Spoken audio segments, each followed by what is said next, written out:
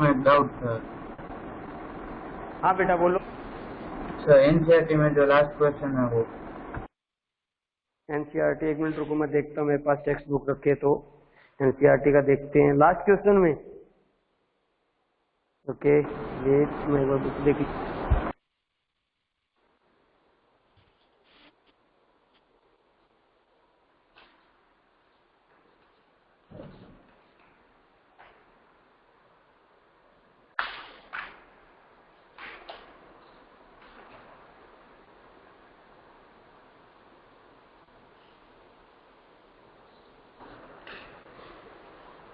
हाँ, अपना last question क्या था अभिषेक?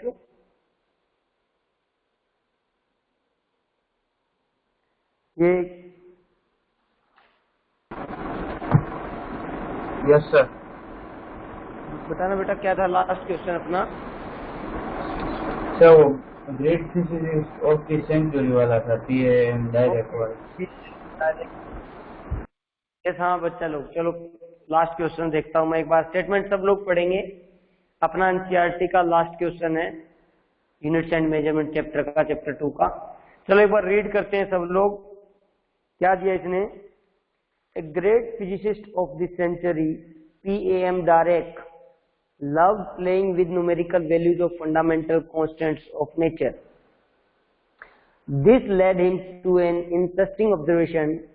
Dirac found that from the basic constants of atomic physics like speed of light, E, charge of electron, mass of proton, and gravitational constant G, he could arrive at a number with the dimension of time.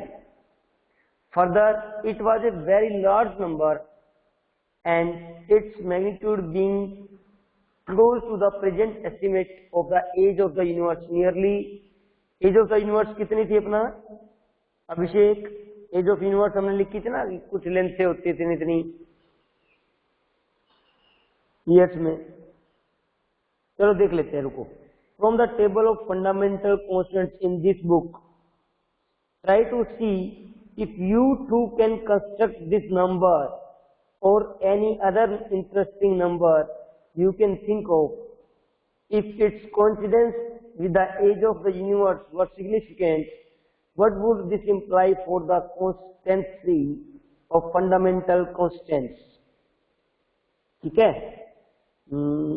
Okay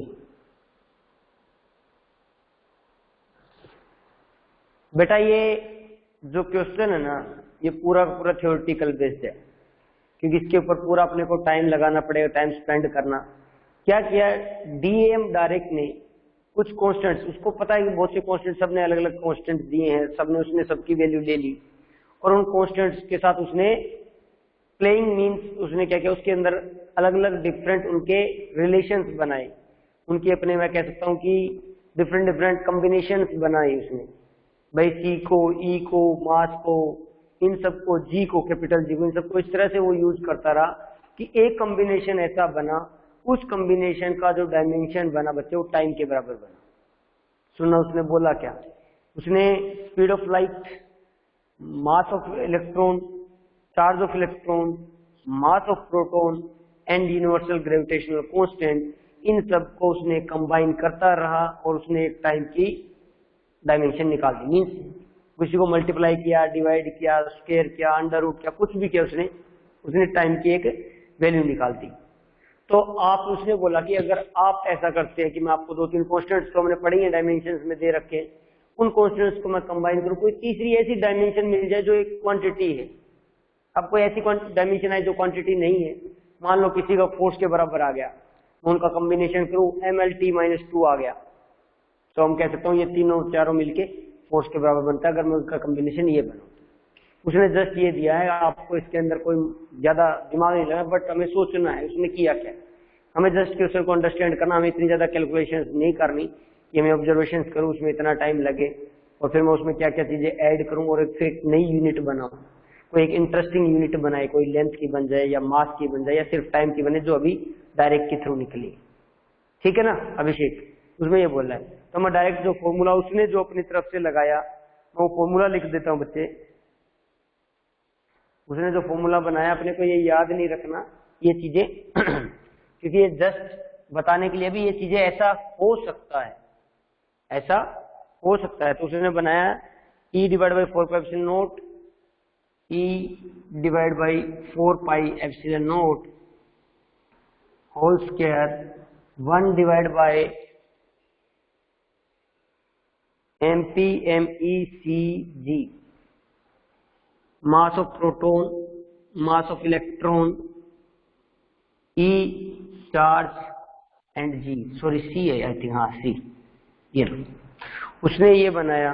अब इसमें हम सब लोग जानते हैं E की unit जानते हैं, E के अपने पास चार्ज, चार्ज होता है current into time, I into T.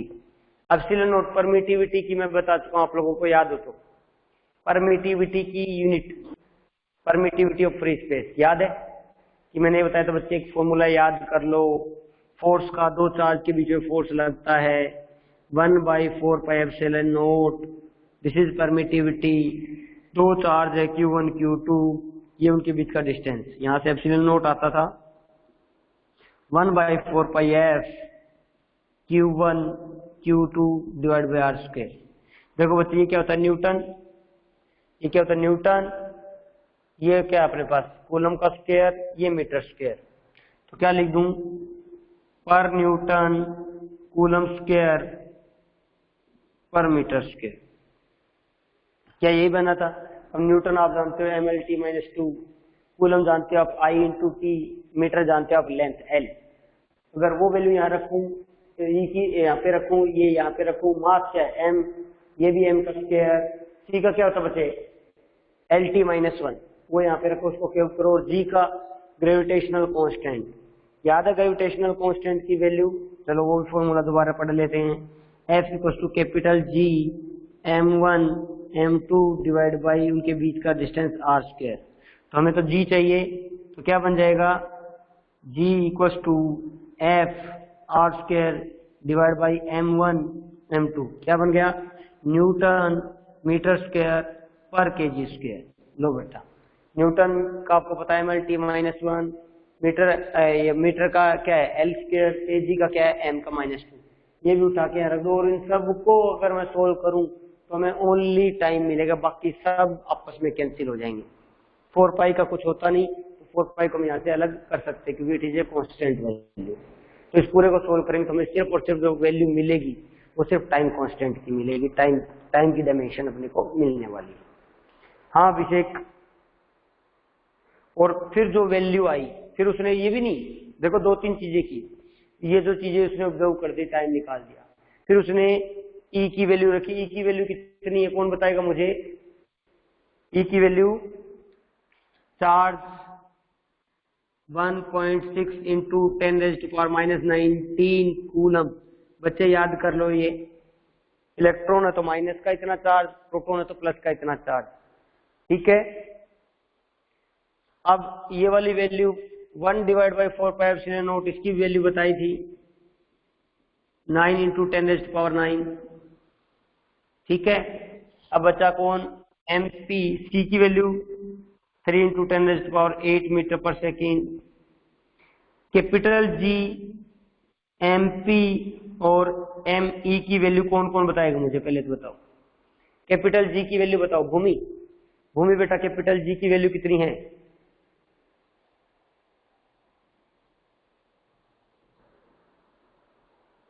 बेटा भूमि।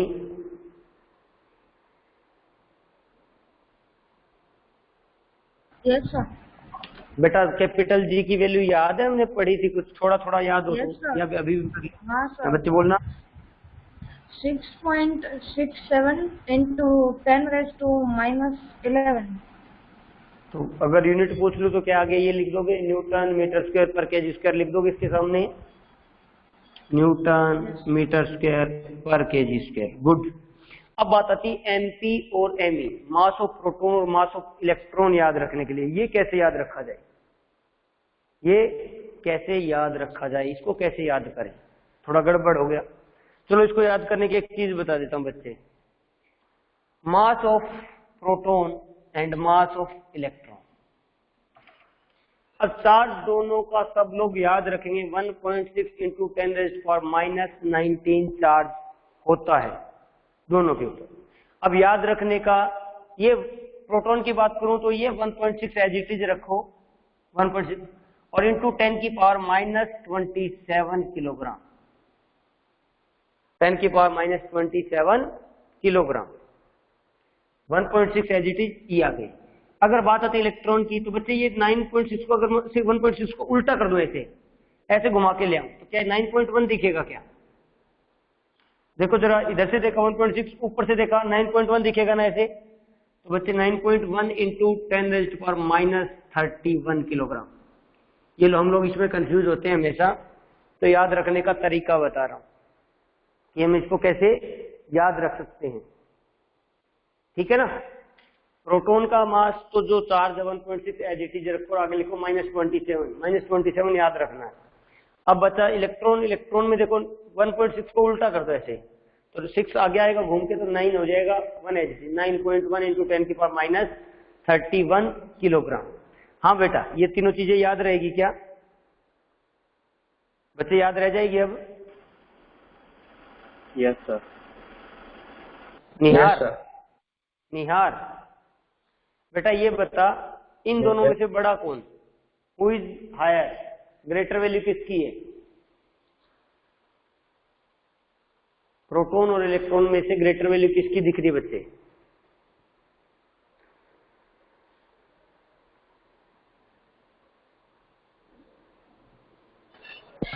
सर विजिबल नहीं है, क्लियर। क्लियर नहीं है? 1.6 इंटू 10⁻⁻27 तो दे रखा है अपने पास प्रोटॉन के लिए, और 9.1 इंटू 10⁻31 दे रखा है इलेक्ट्रॉन के लिए।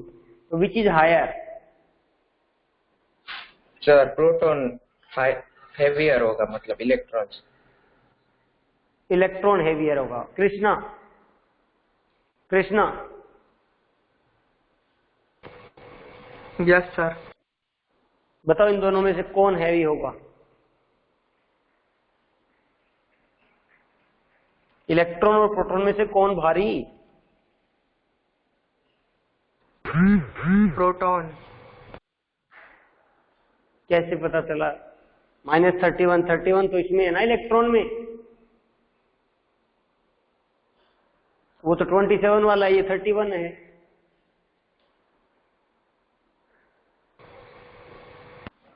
निहार, -2 बड़ा कि -4 बड़ा? निहार, -2 बड़ा कि -4 बड़ा? फिर माइनस की टर्म जितनी बड़ी होगी वो उतनी ही छोटी होगी। तो इलेक्ट्रॉन छोटा है, -31 है, प्रोटॉन का मास ज्यादा है। हमारे लिए तो दोनों ही कम है ना, -27 और -31 कहाँ पे, दोनों ही नहीं दिख रहे। बट दोनों का आपस में देखो तो इलेक्ट्रॉन का वेट बहुत कम है इसके कंपैरिजन बच्चे, प्रोटॉन कंपैरिजन में। तो इसलिए कहते हैं ना इलेक्ट्रॉन फ्लो करते हैं, प्रोटॉन्स फ्लो नहीं करते हैं सर्किट में।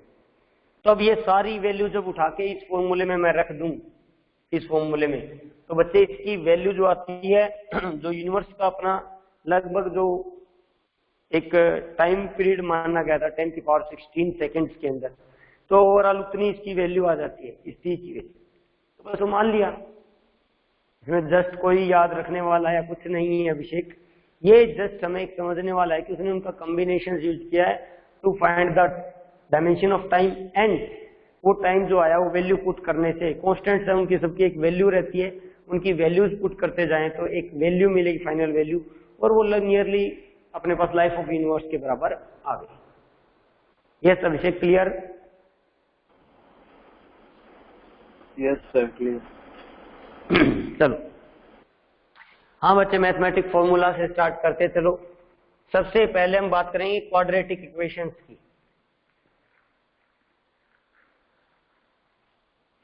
क्वाड्रेटिक इक्वेशंस,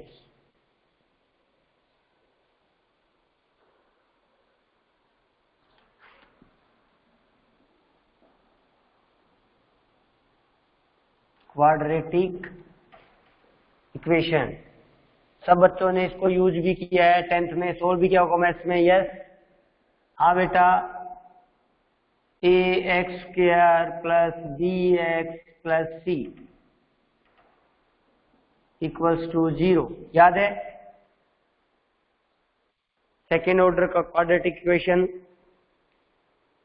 सेकंड डिग्री है ना इसका जो ऑर्डर बोलते हैं सेकंड डिग्री। याद है ये इक्वेशन सबने सोल्व करी बच्चे, याद है? फैक्टर्स बनाते थे उसके, है ना भाई? इस बीच वाले टर्म के फैक्टर्स बनाते थे, फिर इन दोनों के जो टोटल आंसर आता था कोई दो फैक्टर्स मिलते थे हम लोग इस तरह से। ये क्वाड्रेटिक इक्वेशन है, यहाँ पे भी बहुत आने वाली क्वाड्रेटिक इक्वेशन। अब क्वाड्रेटिक इक्वेशन अगर डायरेक्ट इससे अपने फैक्टर्स निकल जाए तो बेटर है। अगर डायरेक्ट फैक्टर्स नहीं निकले, मान लो इसके दो फैक्टर है x1 x2 और दोनों अगर यहाँ से नहीं निकले तो बच्चे उसमें क्या निकालते हैं, क्या फॉर्मूला होता है इसको निकालने का? याद है सबको? मान लो इसके दो फैक्टर है x1 x2, एक या तो डायरेक्ट निकले, अगर सोल्व नहीं हो रही तो -b plus minus under root b² minus 4ac divide by 2a। क्या यही था? याद है? प्लस माइनस तो x1 ही x लिख देता हूँ, इसके प्लस एक जगह माइनस एक जगह। अगर इस इक्वेशन के डायरेक्ट सॉल्यूशन नहीं निकले, फैक्टर्स नहीं मिलते, तो हम ये वाला फॉर्मूला यूज करते हैं। तो इसके जो फैक्टर्स बनेंगे, एक बार -b प्लस ले लेने का ये, और एक बार -b के साथ माइनस ले लेने का, बाकी टर्म एज इट इज। चलिए दो लिख देता हूँ आपको, तो एक x1 लिख दो जिसमें प्लस यूज कर लेता हूँ, और x2 जिसमें माइनस यूज कर लेता हूँ। -b minus under root b² minus 4ac divide by 2a। बच्चे ये a b c की वैल्यू हर इक्वेशन में अलग अलग हो सकती है, हर क्वाड्रेटिक इक्वेशन में इसकी वैल्यू अलग अलग हो सकती है, कोई जरूरी नहीं कि सब में सेम रहे। These are the constants. a b c कौन है? कॉन्स्टेंट्स है। यस बच्चे ठीक है, ये इतना तो आता है, आई थिंक सबको सोल्व करना आता है ये चीजें।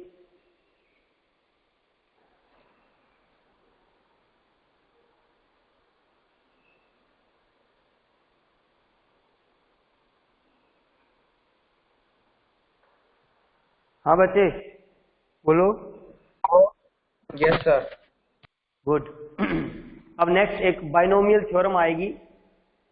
बाइनोमियल थ्योरम जो हम लोग यूज करेंगे अपने फिजिक्स में, काफी जगह वो यूज होने वाली है, लिख लो उसको भी। क्वाड्रेटिक इक्वेशन में आपको रूट ये फैक्टर्स निकालने आने चाहिए बच्चे।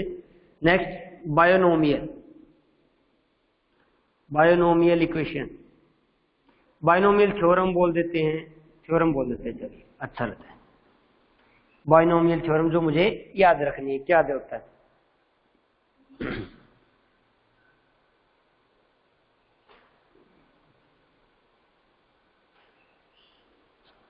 वन प्लस एक्स की पावर n, कुछ भी दे रखो बच्चे, 1 प्लस एक्स इसकी पावर दे रखी हो n, तो उसमें बाइनोमियल थ्योरम अप्लाई करते हैं तो इसकी वैल्यू बनेगी 1 plus nx plus n into n minus 1, I think divide by x² 2 factorization plus n into n, sorry x² तो रह गया, x² plus n into n minus 1 n minus 2 divide by 3 factorization x³ and so on.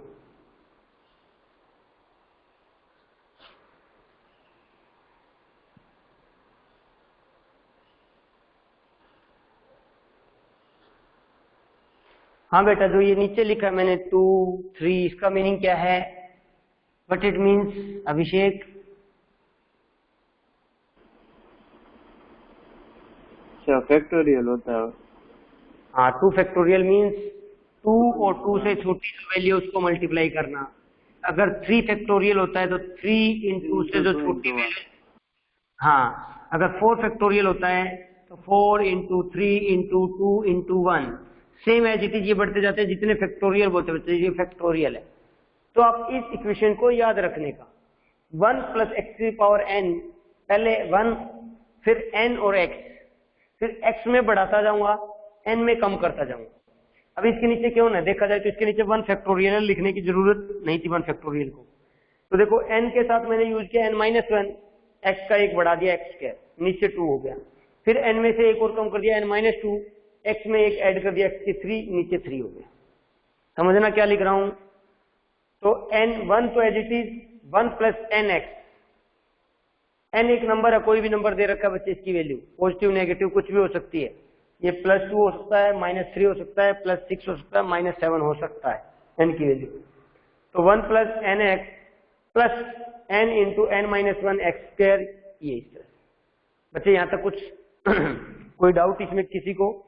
और ये चलता रहेगा infinity तक, बढ़ाते रहो क्योंकि कोई लिमिट थोड़ी ना इसकी, तो ये वैल्यू बढ़ती रहेगी अप टू इन्फिनिटी। बट अपने को फिजिक्स में ये इतना बड़ा नहीं यूज करने वाला। अपना जो काम की बात है ना बच्चे वो कहां पे यूज होगी वो देखना है। अपने को जो यूज होने वाले इस तरह की इक्वेशंस अपने पास मिलने वाली है, हमें इस तरह की इक्वेशंस मिलने वाली है कि 1 प्लस एक्स की पावर n, बट हमें जो मिलेगा x is much less than 1। अपने को ये चीज मिलने वाली है x is much much less than 1, ये बहुत छोटा है 1 के कंपैरिजन में। तो सोचो जरा, अगर कोई वैल्यू छोटी है बेटा, छोटी है, तो उसका स्क्वायर करूंगा तो वो छोटा होगा या बड़ा होगा? कोई वैल्यू छोटी है बच्चे, सिर्फ बेसिक चीजें ये, किसी को समझ नहीं आए तो बताना। 0.001 एक मेरे पास वैल्यू है, अगर मैं इसका स्क्वायर करूं, इसका क्या करूं, स्क्वायर करूं, तो कैसी वैल्यू आनी चाहिए बच्चे? कौन बताएगा?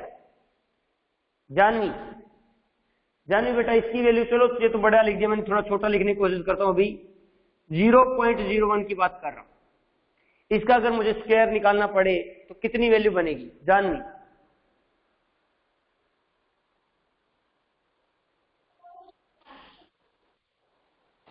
Yes, sir. बेटा अगर मैं 0.01 का स्क्वायर को तो कितनी वैल्यू बनेगी उसकी?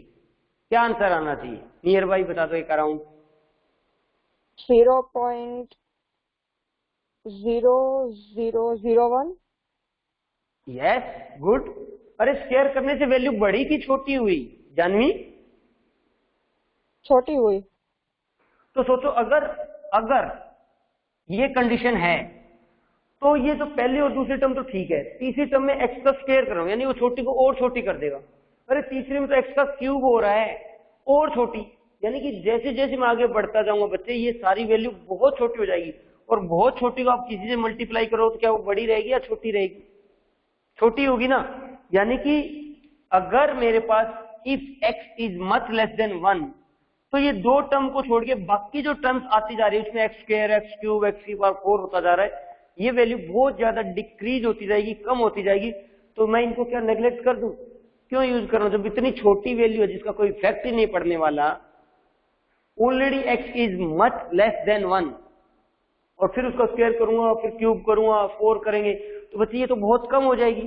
तो मैं इन दो टर्म के बाद वाली इन सारी टर्म्स को नेग्लेक्ट कर देता हूं।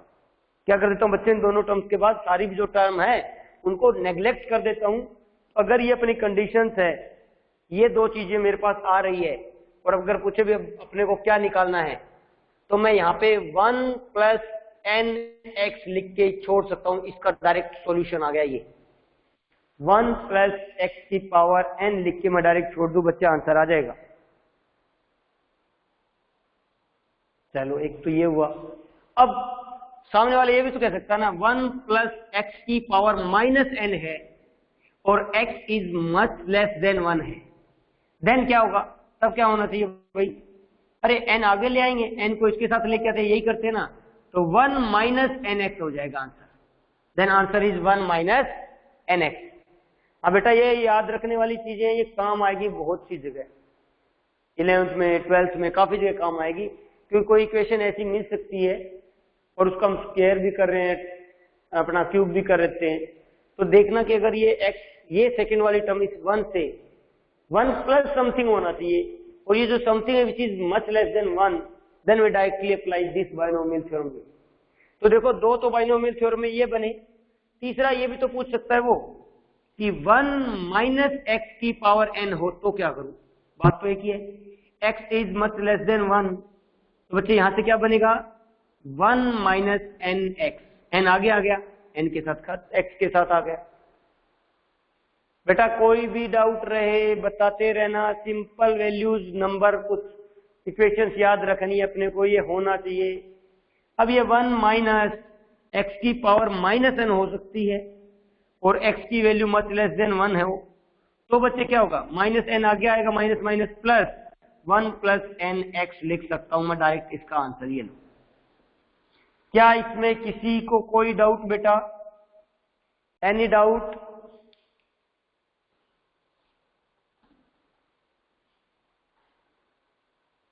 No sir.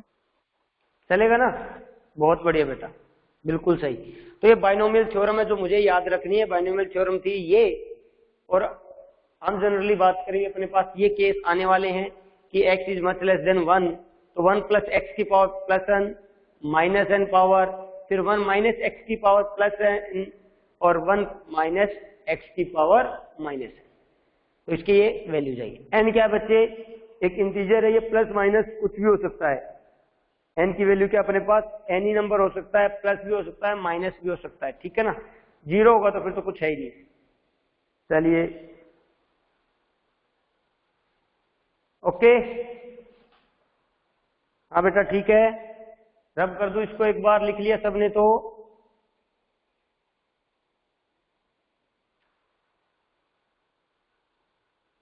बच्चे आना बोलो।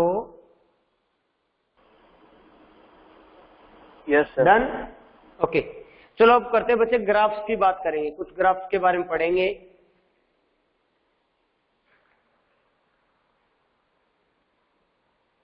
शिवांशी बेटा, व्हाट इज ए ग्राफ, क्या होता है ग्राफ? शिवांशी,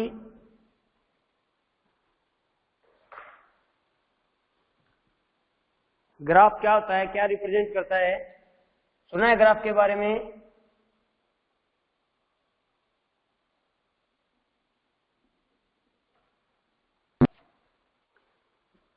हाँ बेटा,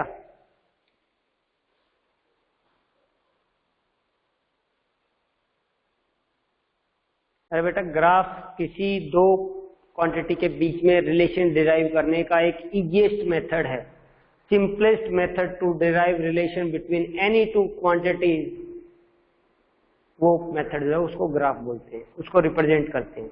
करते कैसे हैं, एक एक्स एक्सिस लेते हैं, एक वाई एक्सिस लेते हैं, उन दोनों के बीच में कोई ग्राफ ड्रॉ करते हैं। चलो कर लेते हैं कुछ इसके ग्राफ, कुछ इक्वेशंस की मैं बनाता जाऊंगा, 1 बाय 1 आप बताते जाना मुझे। ये दो, एक एक्स एक्सिस है बच्चे और एक वाई एक्सिस पे, ये मैं ले लेता हूँ एक्स एक्सिस, इधर ले लेते हैं वाई एक्सिस, ठीक है।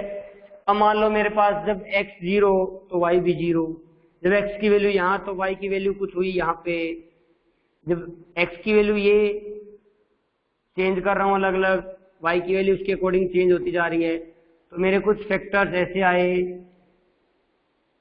एक लाइन ऐसे बनी।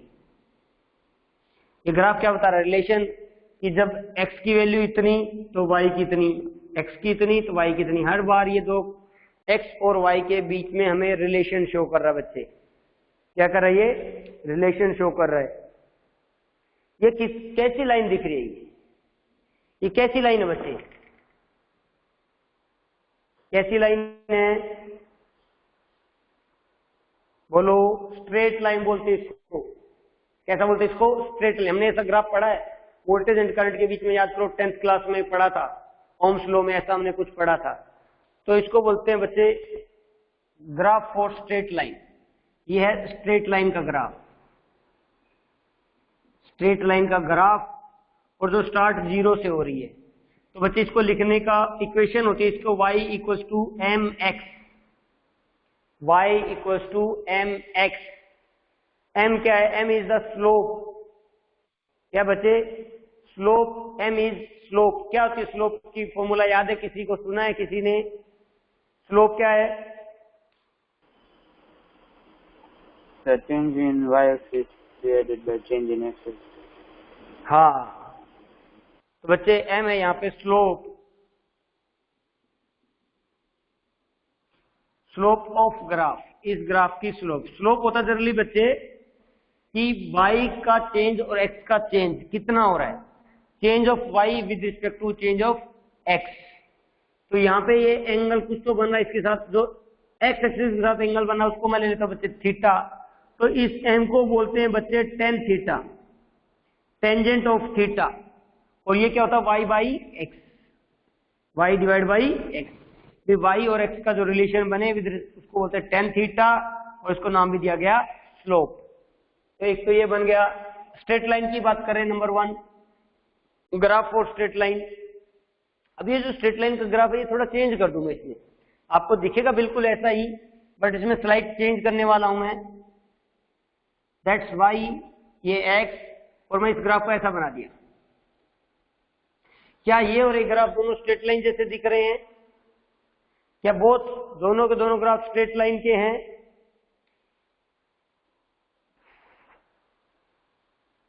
हाँ बेटा बोलो।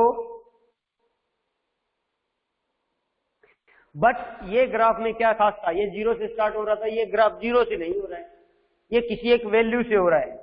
मान लो इस वैल्यू को मैं नाम दे दूं यहाँ पे a, ये a से स्टार्ट हो रहा है बच्चे। जब ये x जीरो तो y की वैल्यू ऑलरेडी y की कुछ वैल्यू है, y है।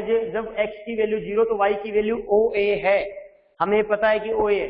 और उसके आगे कोई स्लोप भी पूछ ले तो स्लोप देखो, एंगल थीटा यही तो है, एंगल थीटा ये है। अब कोई कहते हैं इसकी स्लोप चेंज हो रही है क्या? नहीं। ध्यान देखो, यहाँ पे मैं एक लाइन बनाऊं x के पैरेलल, तो ये थीटा देखो, क्या दोनों थीटा सेम दिख रहे हैं? बिल्कुल सही, दोनों थीटा सेम, यानी कि इसकी स्लोप कहीं चेंज नहीं होती। तो इसमें स्लाइड चेंज कर देते हैं, y इक्वल्स टू mx तो है प्लस c कौन है बच्चे? ये OA, ये जो OA है उसको वैल्यू दिया c कौन? कांस्टेंट, फिक्स वैल्यू ये है, स्टार्टिंग में उसकी इतनी वैल्यू है। तो बच्चे इस इक्वेशन को बोलते हैं y equals to mx plus c, क्योंकि ये इसमें अगर x की वैल्यू जीरो रखूं तो ये तो जीरो हो गया, तो y की वैल्यू फिर भी c के बराबर रहेगी, यानी कि OA के बराबर y है। जबकि उसमें क्या था, x की वैल्यू जीरो रखो तो y भी जीरो, x की वैल्यू 1 रखो तो y की वैल्यू आ जाएगी, x की 2 रखे तो y की वैल्यू आएगी। तो इस तरह से इन दोनों ग्राफ में एक तो ये डिफरेंस आया। चलो इसको थोड़ा सा और चेंज करता हूं मैं, इसी ग्राफ में स्लाइड चेंज। ये y, इधर x, ये नीचे की तरफ बना दो तो कौन बने बच्चे? नीचे माइनस y बनता है y के सामने। अब मेरा ग्राफ बना दिया मैंने ऐसा, ये लो जी। अब ये a पॉइंट आ गया नीचे, ये क्या मेरा थीटा, ये रहा स्लोप थीटा। अगर यहाँ पे भी स्लोप देखूं, x के रिस्पेक्ट में ही बनती है स्लोप हमेशा, एंगल x के साथ बनाया जाता है बच्चे, ये थीटा, ये दोनों सेम है। अब क्या दिख रहा है आपको? अब क्या दिख रहा है बच्चे? जब x की वैल्यू जीरो तो y की वैल्यू इधर है, नीचे की तरफ है, नीचे की तरफ बोले तो माइनस y। तो इसकी इक्वेशन लिख देते हैं, y equals to mx minus c, और c कौन है? यहाँ पे भी OA की वैल्यू है c, जो कि एक कांस्टेंट वैल्यू है। बच्चे स्ट्रेट लाइन के 3 ग्राफ याद हो गए आपको कि स्ट्रेट लाइन का ग्राफ कैसा होता है? x और y के बीच में एक स्ट्रेट लाइन बना दो, बिल्कुल बीच में, लीनियर ग्राफ बोल देते हैं। अब वो हो सकता है जीरो से स्टार्ट हो, तो equation y equals to mx कहीं लिखा जाए तो माइंड में आ जाना चाहिए स्ट्रेट लाइन ग्राफ की बात हो रही है। जब वो ऊपर से स्टार्ट हो रहा है तो सोच लो उसकी वैल्यू ऑलरेडी जब जीरो है तो y की कुछ ना कुछ वैल्यू है, y equals to mx plus c positive value. अगर वो नीचे से स्टार्ट हो रहा है तो जब x की वैल्यू जीरो तो y की कुछ वैल्यू नेगेटिव में है, तो y equals to mx plus c, x को जीरो रखो बच्चे, y equals to minus c की वैल्यू आती है x जीरो पे। क्या ये दोनों ग्राफ क्लियर? एक स्ट्रेट लाइन वाला ग्राफ क्लियर सबको? हाँ बेटा, Yes sir. कोई डाउट इसके अंदर? किसी को भी कोई भी डाउट आया? No, sir. चलो डाउट नहीं है तो मैं एक ग्राफ पूछूं, आप लोग बना के दिखा दोगे मुझे? पक्का? देखो ये अगर ये तीनों आप लोगों को समझ आ गए तो अब मैं जो आपसे एक ग्राफ पूछना चाह रहा हूं आप लोग मुझे फटाफट वो बना के दिखा देना बच्चे। मैं सिर्फ इक्वेशन लिखने का,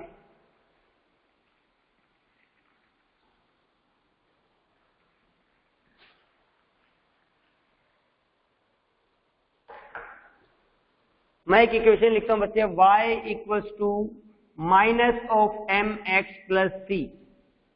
ये क्या कर दिया हमने, बताना जरा ये कैसा ग्राफ है, ये क्या बता रहा है ये graph, y equals to m minus m x plus सी।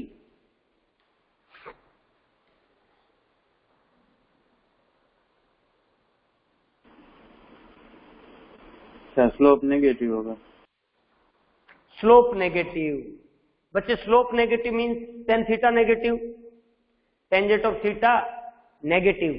अभी तक आपने बस, अब जो पॉइंट नोट करने वाला वो ये है, अभी तक आपने जो थीटा एंगल बनाया, ये वाला थीटा एंगल, एक ये वाला थीटा एंगल, एक ये वाला थीटा एंगल, ये थीटा एंगल लेस देन 90 दिख रहा है या 90 है या ग्रेटर देन 90 बेटा?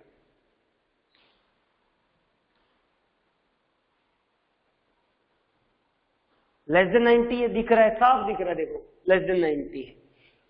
जो स्लोप का जो एंगल होता है बेटा, वो हमेशा x का और y के बीच में बनता है। अब अगर ये स्लोप है, यहाँ पे m इज पॉजिटिव, अब मैं इस ग्राफ को स्लाइडली चेंज करने वाला हूं, तो मेरा ग्राफ बनेगा y with respect to x इधर, और ग्राफ को बना दूं मैं ये ग्राफ है। जब जीरो, x की वैल्यू जीरो, तो y की वैल्यू कुछ है, y की वैल्यू कुछ है, ठीक है ना? तो कुछ तो दे दिया सी इसने, लेकिन ये माइनस एम का मतलब क्या बच्चे? अब मैं आपसे पूछूं एंगल बताओ, एंगल बनाना है x और y के बीच में, तो आप तो ये एंगल बोल दो, क्या ये एंगल है? क्या ये एंगल है बेटा? नहीं बेटा, x का और y का ये वाला एंगल काउंट होगा। ये x इधर चल रहा है तो इधर से एंगल बनेगा ये, तो दिस इज थीटा। कोई यहां पूछ रहे स्लोप कितनी, अरे यहां पे भी थीटा। अब बताओ क्या ये थीटा लेस देन 90 है या ग्रेटर देन 90 है बेटा? इस और इस ग्राफ में फर्क देखना।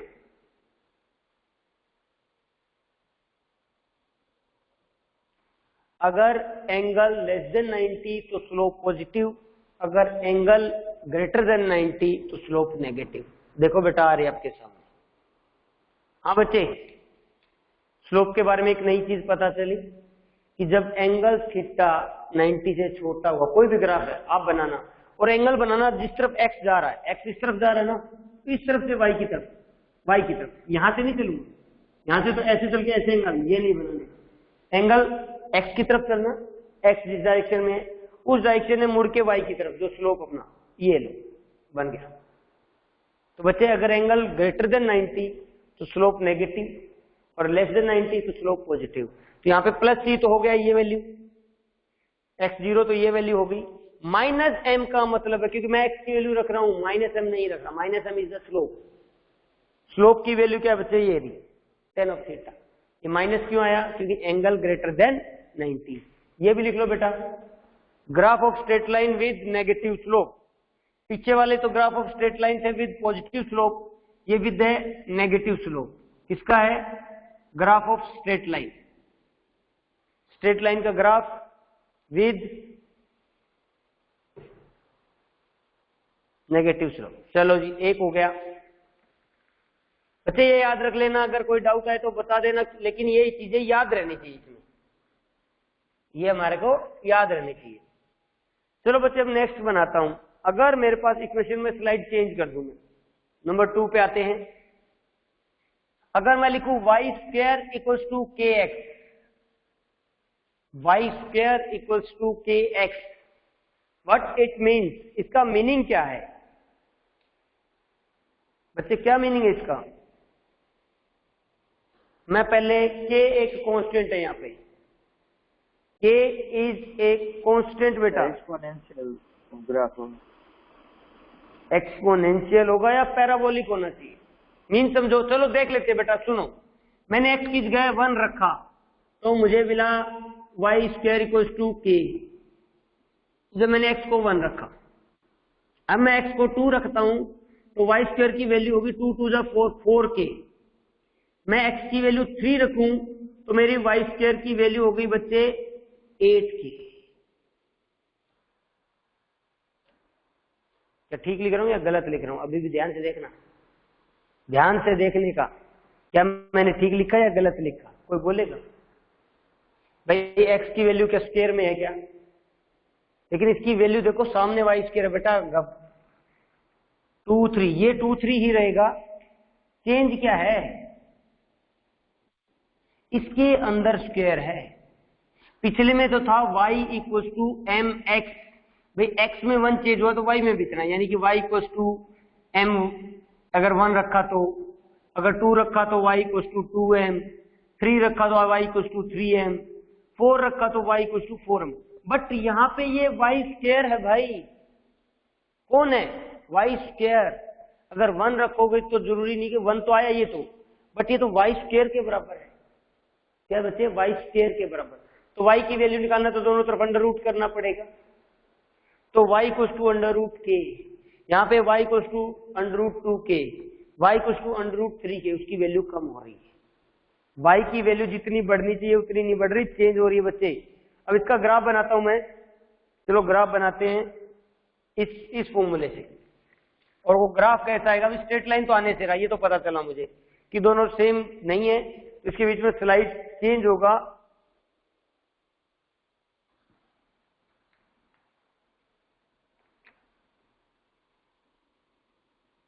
x, ये y।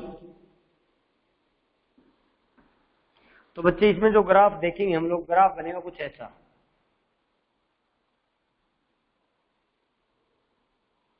ये इस तरह का ग्राफ बनेगा बच्चे, इसको बोलते हैं पैराबोलिक ग्राफ। क्या बोलते हैं इसको, पैराबोलिक ग्राफ या पैराबोलिक कर्व बोल देते हैं। तो ये किसकी इक्वेशन है, पैराबोला की, पैराबोलिक कर्व। अगर कोई ऐसी शेप है ना, ये सिमेट्रिकल है, जितनी ऊपर उतनी नीचे, तो ये सिमेट्रिक पैराबोलिक कर्व बने। कैसी, सिमेट्रिक पैराबोलिक कर्व।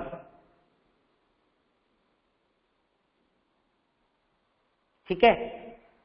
अब ये तो था y square equal to k x, अब हो सकता है y square equal to minus k x, हो सकता है इक्वेशन जैसे पिछले में थी, minus k x, y square equal to minus of k x. तो बच्चे इस ग्राफ के अंदर जो चेंज आएगा वो ग्राफ कैसा बनेगा देखना, that x y minus y, तो ये ग्राफ बन जाएगा वैसा। ये इसको बोलते हैं पैराबोलिक शेप। बच्चे जो अपना ग्लास नहीं होता क्या, बाउल होती है, बाउल देखिए होगी अपनी ग्लास बाउल, वो ऐसी होती है, वो अंदर से ऐसा शेप होता है, उसको बोलते हैं बच्चे अंदर से जो शेप है उसको बोलते हैं ऐसा पैराबोला, पैराबोलिक उसकी शेप है। दो हो गई। अगर मैं x का y का रिलेशन उल्टा कर दूं, मैं अगर ये Y square equal to k x था, अगर मैं लिख दूं यहाँ पे x square equal to k Y, क्या लिख दूं बच्चों, x square equal to k Y, तो ये कैसा ग्राफ बन जाएगा, ये x इधर y minus y minus x, तो बच्चे ग्राफ बन जाएगा ऐसा।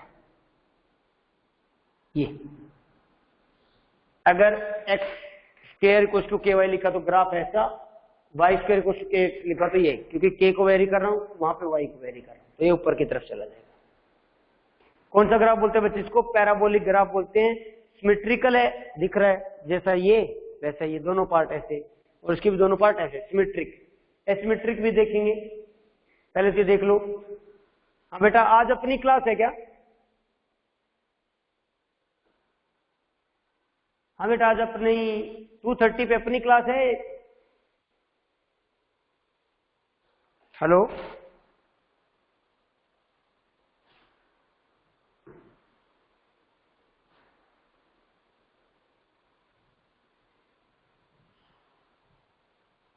एक मिनट बेटा सब लोग। सर मैथ्स और बायो की, मैथ्स, ओके आज मैथ्स और बायो है। एक मिनट रुकना बच्चे, मैं अटेंडेंस ले लेता हूं, तो भागने का नहीं।